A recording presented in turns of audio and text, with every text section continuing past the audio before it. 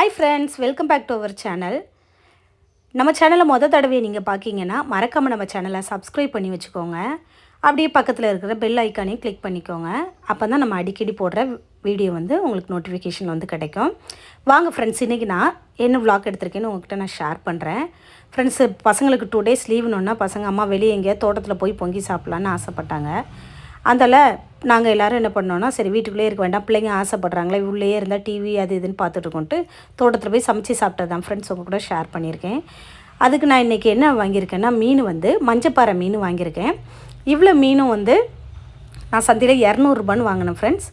மீன் கொஞ்சம் சைஸு சின்னதாக இருந்தாலும் சாப்பிட்றதுக்கு நல்லா டேஸ்ட்டாக தான் இருந்துச்சு. ஒரு 9 மீனுக்கிட்ட கிடச்சிது. மீனும் நல்லா பதமாக அழகாக தான் இருந்துச்சு பார்த்துக்கோங்க. அதனால் இந்த மீனை வாங்கி இன்றைக்கி குழம்பு வச்சு சாப்பிட்டு பிள்ளைங்களுக்கும் கொடுத்துட்டு பொரிச்சு கொடுக்கலாம் அப்படிங்கிறதுக்காக நான் இந்த மீன் வாங்கினேன் பார்த்துக்கோங்க ஃப்ரெண்ட்ஸ். மீன் நல்லா தான் இருந்துச்சு. அப்புறம் இந்த மீனை நல்லா கழுவி க்ளீன் பண்ணி நீட்டாக அலம்பி எடுத்து வச்சுட்டு நாங்கள் என்ன பண்ணிட்டோன்னா, அடுப்பில் போட்டு சாப்பாடு சமைப்போன்னு சொல்லிவிட்டு நாங்கள் தோட்டத்தில் போட்டு விறகு அடுப்பை பசங்களை பார்த்துக்க சொன்னேன். அவங்க இருந்து சோறு பொங்கிக்கிட்டு இருந்தாங்க. நான் அதுக்குள்ளே இங்கே மீனெல்லாம் அலம்பி கொண்டு போயிட்டேன். அவங்க அழகாக மண்பானையில் சோறு ரெடி பண்ணி எல்லாம் போட்டு அரிசி எல்லாம் கழுவி போட்டு கொடுத்தேன். அவங்க அழகாக பொங்கிக்கிட்டு இருந்தாங்க. சோறு நல்லா தலபுலன்னு கொதித்து அழகாக பக்குவமாக அழகாக பரவாயில்ல நல்லா பண்ணினாங்க. இந்த மாதிரி விஷயங்கள் நம்ம குழந்தைங்களுக்கு சொல்லிக் கொடுக்குறது ரொம்ப நல்லது தான். ஏன்னா திடீர்னு கேஸ் தீர்ந்து போனால் கூட இந்த மாதிரி விஷயங்கள் நம்ம பிள்ளைங்களுக்கு சொல்லிக் கொடுக்கும்போது அவங்களுக்கு அதை தெரிஞ்சுக்க முடியும். விறகடுப்புங்கிற ஒன்று இருக்குது, அதை நம்ம யூஸ் பண்ணணுங்கிறது. இல்லைன்னா அப்படி தெரியாமலே போயிடும். கேஸ் இல்லைன்னா அந்த பைத்தியம் பிடிச்ச மாதிரி ஆயிரும். அதனால் அப்படி இல்லாமல் இருக்கிறதுக்கு எல்லா விஷயங்களுமே நம்ம சொல்லிக் கொடுக்குறது நல்லது தான். மீனெல்லாம் கழுவி அதுக்கு மசாலாலாம் ரெடி பண்ணிட்டு வந்துட்டேன் ஃப்ரெண்ட்ஸ். அதனால் அடுப்புலையே குழம்பு வச்சுருவோன்ட்டு அதிலையே மீனெல்லாம் அலும்பி கொண்டு வச்சுட்டோம். போட்டு நாங்கள் ஒரு மண் சட்டியில் கொஞ்சோண்டு நல்லெண்ணெய் ஊற்றிக்கிட்டு அது நல்லா எண்ணெய் காஞ்சி வந்ததுக்கப்புறமா கொஞ்சோண்டு கடுகும் வெந்தயமும் போட்டு நல்லா பொரிய வச்சுக்கிட்டேன் ஃப்ரெண்ட்ஸ். நல்லா பொரிஞ்சதுக்கப்புறம் தான் இது பண்ணேன். பசங்களுக்கும் இது நம்ம பண்ணும்போது அவங்க கிட்டேயே இருந்து பார்க்குறதுனால அவங்களுக்கும் ஒரு ஆத்திர அவசரத்துக்கு உதவும். அவங்களும் ஒரு ஹாஸ்டலில் தங்கி படிக்க போகிறாங்களா, ஏதாவது ஒரு ஜாப் இதுக்கு போய் இது பண்ணுறாங்களா, வெளியே ஹோட்டலில் அது இதுன்னு வாங்கி சாப்பிட்றத விட வீட்டில் அவங்க சமைச்சு சாப்பிட்டு பழகிக்கிட்டாங்கன்னா அவங்களுக்கு உண்மையிலே உடம்புக்கு ரொம்ப நல்லது. அதனால் அவங்க கிட்டே இருந்து நம்ம என்னென்ன பண்ணுறோங்கிறத பார்த்துக்கிட்டே தான் இருந்தாங்க. அதுக்கப்புறம் இதுக்கு சின்ன உள்ளி கொஞ்சம் நிறைய வெட்டி வச்சுருந்தேன் ஃப்ரெண்ட்ஸ். சின்ன உள்ளி தான் எந்த குழம்புக்குமே ஹைலைட்டான விஷயம். அந்த சின்ன உள்ளியும் நல்லா வதக்கினதுக்கப்புறம் கொஞ்சம் கருவேப்பிலையும் போட்டுக்கிட்டு நல்லா வதங்க விட்டுக்கிட்டேன். பக்கத்துலேயே கருவேப்பிலை நம்ம தோட்டத்தில் மரம் இருக்கனால அதிலேருந்தே தம்பி குட்டி பறித்து தந்தார். அதையே போட்டு தான் இது பண்ணிக்கிட்டேன். போட்டு அப்புறம் ஒரு 4 பச்சை மிளகாவும் 2 கீறி வச்சுருந்தேன். அதையும் போட்டு நல்லா எண்ணெயிலேயே வதக்கிக்கிட்டேன் ஃப்ரெண்ட்ஸ். அப்புறம் ஒரு 3 தக்காளி, பெரிய சைஸ் தக்காளி வெட்டி வச்சுருந்தேன். அதையும் போட்டு அந்த எண்ணெயிலேயே நல்லா வதக்கிக்கிட்டேன். இப்போ நமக்கு விறகுலாம் அந்த தோட்டத்தில் நிறைய கிடக்கிறதுனால எதுக்கு அந்த விறகை வேஸ்ட்டாக போகணுங்கிறதுக்காண்டி நம்மளும் சரி பிள்ளைங்க ஆசைப்பட்றாங்க, அவங்க ஆசையை எதுக்கு எடுப்பானேங்கிறதுக்காக நாங்கள் கிடந்த விறகெல்லாம் சுள்ளிலாம் அவங்க தான் பறக்கி தந்தாங்க எனக்கு. அந்த சுள்ளியை பறக்கி போட்டு அதை போட்டு தான் கடந்த கட்டைகள் அது இதுன்னு அங்கே கிடந்ததெல்லாம் நீட்டாக க்ளீன் பண்ணி எடுத்து போட்டு தந்தாங்க. அந்த போட்டே சரி எரிச்சிருவோம், நமக்கு கேஸும் மிச்சம் தானே அப்படி பண்ணேன். அப்புறம் வத்தல் பொடி, மல்லிப்பொடி, மஞ்சள் பொடி, கொஞ்சம் தேங்காய் இவ்வளோ போட்டு அரைச்சி வச்ச மசாலாவையும் அந்த இது நல்லா வதங்கி வந்ததுக்கப்புறம் அதில் ஊற்றிக்கிட்டேன் ஃப்ரெண்ட்ஸ். அப்புறம் தேவையான அளவு தண்ணி அந்த தேங்காய் அரைச்சி கொண்டு வந்த பாத்திரத்துலேயே தேவையான அளவு எடுத்து ஊற்றிக்கலாம். அப்புறம் நான் ஒரு எலுமிச்சம்பழம் சைஸ் அளவுக்கு புளியும் கோரை போட்டு அதை ஃபில்ட்ரு பண்ணி எடுத்து வச்சுருந்தேன்.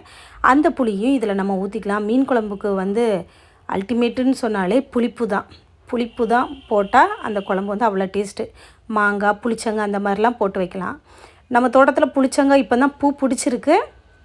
கண்டிப்பாக காய் வந்ததுக்கப்புறம் நான் உங்களுக்கு அதை போட்டு மீன் குழம்பு வச்சு காட்டுறேன். குழம்பு நல்லா கொதிக்க ஆரம்பிக்குது. இருந்தாலும் நாங்கள் கருவேப்பிலை போட்டு கொஞ்சம் கொதிக்கட்டுன்ட்டு போட்டிருக்கோம் ஃப்ரெண்ட்ஸ். குழம்பு இப்போ தான் ஸ்டார்டிங் ஆகுறாங்க. இன்னைக்கு கொஞ்சம் நல்லா கொதித்து வந்ததுக்கப்புறம் மீனை கட் பண்ணி வச்சுருக்கேன். அது மீனை பொரிச்சிக்கலாம் ஃப்ரெண்ட்ஸ். குழம்புக்குள்ளே போட்டுக்கலாம் மீனை. அது கொதித்து மீன் குழம்பு ரெடி ஆகட்டும். அதுக்குள்ளே சின்னவர் என்ன சொன்னார்னா, அம்மா நான் பொரிக்கிறதுக்கு மீன் நான் ரெடி பண்ணி நான் பொரிக்கிறேன்னு. இந்த மாதிரி சின்ன சின்ன விஷயங்கள் பிள்ளைங்க கற்றுக்கிறது ரொம்ப நல்லது தான். அவங்களுக்கும் லைஃப்க்கு ரொம்ப யூஸ்ஃபுல்லாக தான் இருக்கும். ஏன்னா ஒன்றுமே சமைக்க தெரியாமல் பிள்ளைங்க உப்பு உரப்பு எப்படி போடணுன்னே தெரியாமல் கண்டபடி சமைச்சு அதுங்க உடம்பையும் கெடுத்து ஹோட்டலே தேடி போகிறத விட சின்ன சின்ன விஷயங்களை அவங்களுக்கு கற்றுக் கொடுக்கலாம். இப்போ மீன் பொரிக்கிறது, ஆம்லேட் போடுறது, இந்த மாதிரி விஷயங்கள்லாம் சின்ன சின்ன விஷயங்கள் தான். அதெல்லாம் அவங்க கற்றுக்கிட்டாங்கன்னா அவங்களுக்கு ரொம்ப நல்லது தான் ஃப்ரெண்ட்ஸ். எப்போவுமே இப்போ ஒரு ஆஃபீஸ்க்கு அவங்க வளர்ந்து பெரிய ஆளான அப்புறம் ஆஃபீஸ்க்கு போகிறாங்க, வேலைக்கு போயிட்டு லேட் நைட்டில் வராங்க. அப்போ எந்த ஹோட்டலையும் தேடி போக முடியாது. அதே இது ஒரு முட்டை இருக்கா, ப்ரெட் இருக்கா, அடித்து போட்டு அவங்க பாட்டில் சமைச்சு சாப்பிட்றலாம். நம்மளும் கற்றுக் கொடுத்துட்டோன்னா பிள்ளைங்க சேஃபுங்கிற ஒரு நிம்மதியில் இருக்கலாம். பாருங்கள் ஃப்ரெண்ட்ஸ், குழம்பு நல்லா தளபுலன்னு கொதிச்சு வருது. மீனும் போட்டாச்சு. பாருங்கள், குழம்பு நல்லா ரெடி ஆகுது. ஆனால் இது லாஸ்ட் ஃபைனல் டச்சாக இதுக்கு கொஞ்சம் கருவேப்பிலை தூவி இறக்குனா தான் அந்த வாசனைக்கு சூப்பராக இருக்கும். நமக்கு தான் கருவேப்பிலை மரம் இருக்கிறதுனால செழிப்பு தானே, அள்ளி தட்டியாச்சு. அதுக்கப்புறம் சின்னவர், நான் மீன் பொரிக்கிறேம்மா வீட்டுக்குள்ளே போட்டு அப்படின்னேன். அடுப்பில் தான் போடுறேன்னாரு. நான் வேண்டாம் வீட்டுக்குள்ளே போடுறேன் அப்படின்னேன். அதனால் சரின்னு சொல்லிட்டு அவர்கிட்ட ஒரு 4 மீனை கொடுத்தோம். அதுக்கு அவர் அழகாக எல்லா வத்தல் பொடி மல்லிப்பொடிலாம் பார்த்து அழகாக நம்மகிட்ட கேட்டு சொல்லி கொடுத்து அழகாக அவரே போட்டு என்னெல்லாம் போடணும்னு சொல்லி கேட்க அந்த அளவுலாம் நம்ம சொல்லி கொடுத்தோன்னா அவரே அழகாக போட்டு நல்லா மசாலா பரட்டி எடுத்து அவரே நல்லா பொரிக்கிறதுக்கு எல்லாம் ரெடி பண்ணார். பரவாயில்ல, நல்ல விஷயம், சந்தோஷந்தான். அவங்க கற்றுக்கும்போது நமக்கு ஒரு சந்தோஷந்தான்.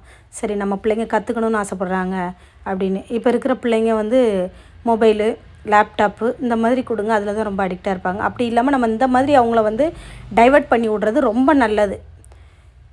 நல்ல விஷயங்களை கற்றுக் கொடுக்குறது நல்லது. இப்போது அவங்க வந்து ஃபுல்லாக செல்லுலே இருந்தாலும் அவங்களுக்கு கண்ணுக்கு கேடு, சோம்பேறித்தனம் எல்லாமே வரும். செல்லு கிடச்சோன்னே ஒரு முக்கில் போய் உட்காந்துருவாங்க. அந்த மாதிரி இல்லாமல் நம்ம பிடிச்சி இழுத்து இந்த விஷயங்கள் இப்படி தான் இது பண்ணுவாங்க, அந்த காலத்தில் இப்படி தானடா இந்த மாதிரி பாத்திரத்தில் தானே சமைச்சாங்க, கெட்டு போகலை, அந்த மாதிரி இப்படி நிறைய விஷயங்கள் நம்ம இருக்கும்போது நம்ம தாத்தா பாட்டிங்க செஞ்சதெல்லாம் நம்ம பிள்ளைங்க நம்ம கூட இருக்கும்போது நம்மளால் ஷேர் பண்ண முடியும். எங்கள் தாத்தா காலத்தில் அப்படி இருந்தாங்க, இப்படி பண்ணுவாங்க, அவங்களோட சமையல் இப்படி இருக்கும், நாங்கள் இப்படி சாப்பிட்ருக்கோம் அப்படின்னு சொல்லும்போது அது அவங்களும் கேட்கும்போது அவங்களுக்கும் ஒரு ஆர்வம் இருக்கும். அவங்களும் அந்த லைஃப் இந்த லைஃப்பை விட அந்த லைஃப் நல்லா தான் இருக்கும் போல். அது ஏன்னா காத்தோட்டமாக நம்ம இருந்து சமைச்சு சாப்பிடும்போது அதனுடைய சந்தோஷம் தனி தான் ஃப்ரெண்ட்ஸ். பாருங்கள், அவனுக்கு அந்த தடவுறதெல்லாம் பக்கம் அழகாக வருது பாருங்களேன். எப்படி அதை போடணும், எப்படி மேரினேட் பண்ணி வைக்கணும், எப்படி மிக்ஸ் பண்ணி எல்லாம் போட்டு அழகாகவே பண்ணார்.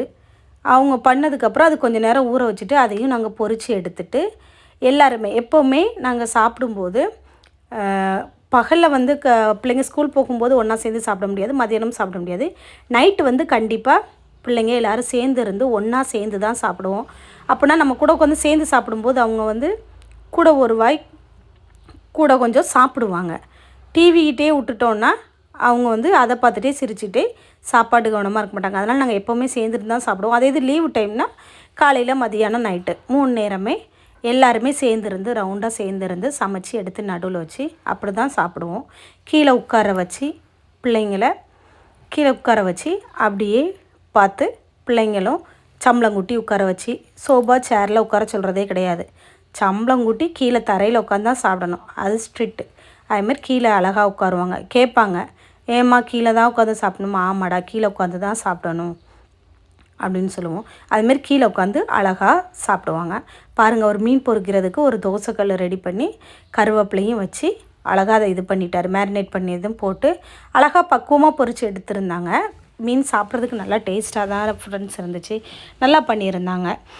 இந்த மாதிரி விஷயங்கள் கற்றுக்கும்போது கொஞ்சம் ஹாப்பியாக தான் இருக்குது. சரி, அவனுக்கு கற்றுக்கணுன்னு ஒரு ஆசை இருக்குது அப்படிங்கிறது வந்து நமக்கு கொஞ்சம் சந்தோஷமாக தான் இருக்குது. ஒரு நம்ம உடம்புக்கு சரியில்லை, இப்போ நம்ம குழந்த கற்றுக்கிட்டுனா சரி அவன் செஞ்சு சாப்பிட்டுப்பாங்கிற ஒரு நிம்மதி இருக்கும். அதனால் கொஞ்சம் மனசுக்கு கொஞ்சம் ஹாப்பியாக தான் இருந்துச்சு. சரி, தன்னோட இதுலேயே நம்ம பிள்ளையால் நிற்க முடியுது, நம்ம சமைக்க முடியல, நம்ம ரொம்ப முடியாமல் இருக்கோம் அப்படிங்கும்போது அவங்களோட இதையாவது அவங்க பார்த்துக்கிடுவாங்கங்கிற ஒரு தைரியம் நமக்கு இருக்கும். அதுவே நமக்கு ஒரு ப்ளஸ் பாயிண்ட்டு தான். அந்த விஷயத்தில் நம்ம இந்த மாதிரி விஷயங்களை கற்றுக் கொடுங்க. குழந்தைங்களுக்கு கிட்டேருந்து அன்பாக சொல்லி கொடுத்தாலே அவங்க எல்லாமே பழகிப்பாங்க. பாருங்கள் ஃப்ரெண்ட்ஸ், அவர் எவ்வளோ அழகாக பொரிச்சு ரெடி பண்ணிட்டாருன்னு. Thank you friends. இந்த வீடியோ பிடிச்சிருந்தா லைக் பண்ணுங்கள்.